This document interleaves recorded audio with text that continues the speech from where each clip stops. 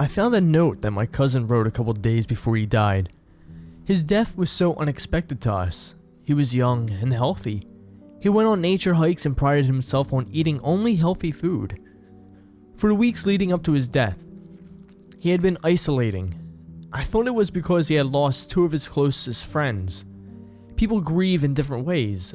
I didn't know them very well, but I knew that their deaths were a tragic shock. Though, I couldn't get my cousin to tell me how they died. He was just shut down. My cousin's cause of death was undetermined. It was as if his heart had stopped for no reason at all. It added to the confusion of his untimely death. I found a note when I was going through the things in his room before the funeral. Looking at the date scrawled on top of the papers, I realized that it was the only written a few days before he had passed. I had hoped that it would give me closure, but instead it just added more questions. Before I share this note with you, I want to make it clear that there is no history of mental illness in our family. My cousin's toxicology report came back clean, so I know he wasn't on any drugs. The note read the following. I write this down in the event that something happens to me. I don't want my death to be a mystery. What I'm about to share sounds crazy, but it is all true. It started when Dave, Jackson, and I were hiking on the Lakeview Mountainous Trail. The trail led up a small mountain and wasn't easy terrain, but the three of us had hiked it before with no issue. We were about a quarter away from the top of the mountain when Dave stopped us to point out one of the trees. There was a nest on the tree, and in it, a very large egg. It looked like an ostrich egg. It was so big, but that wouldn't make any sense. For one, there were no ostriches even close to this area, unless you counted the ones at the local zoo.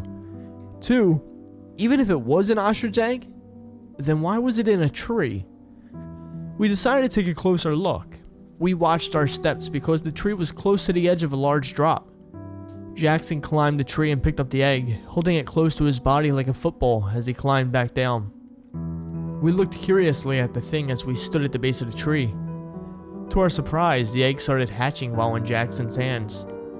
We watched in amazement, holding our breath as we waited for the large chick to come out. Our amazement quickly turned to horror. This thing wasn't a bird. If it could be compared to anything, then I guess it would be an ugly dog with a thin, narrow, pointed face. It opened its eyes only to show two black orbs that felt lifeless. Jackson let out a yell of surprise and accidentally dropped the egg with the creature still inside. It slid the small way to the mountainous edge before plummeting down. The drop was too big. Nothing would have survived it. It had all been an accident. What did you do? Dave and I yelled at him as he looked at his hands in shock. It was a monster, he yelled back, a note of pleading in his voice. Maybe it's better off dead. Who knows what it would grow up to be? That led to a new topic. Where was its mother? We decided to get the hell out of there and race down the path back to Dave's Jeep. We swore to never speak about it again. That was 3 weeks ago.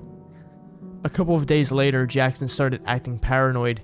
He kept saying that something was watching him, not someone, something. He claimed to hear a hollow howling outside of his house at night, and he stopped sleeping. I thought he was feeling some type of guilt, but he insisted that something was after him. Dave and I couldn't calm him down. He was scared for his life. His fear was warranted because within a few days his body was discovered. The coroner couldn't find a cause of death. Our friend was gone, and something was so wrong about it. The next week, Dave started calling me up. He said that he too felt the eyes of something. He too heard that ghostly howling in the night. I think this is about the creature, he told me.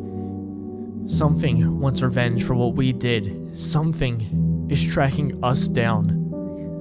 I tried to calm him and myself, but to no avail. Dave became more manic, more restless, and then he too was found in his home dead. The coroner was once again baffled because he couldn't find a cause of death. He reported his findings to the CDC just in case there was some unknown disease making its way through the town. But I knew it wasn't a disease. I write this because I too now feel the eyes on me. I hear the howling at night. I'm so afraid. I haven't slept in days. The daylight brings no comfort. If I die, know that it wasn't a disease that took me. It was one of those things.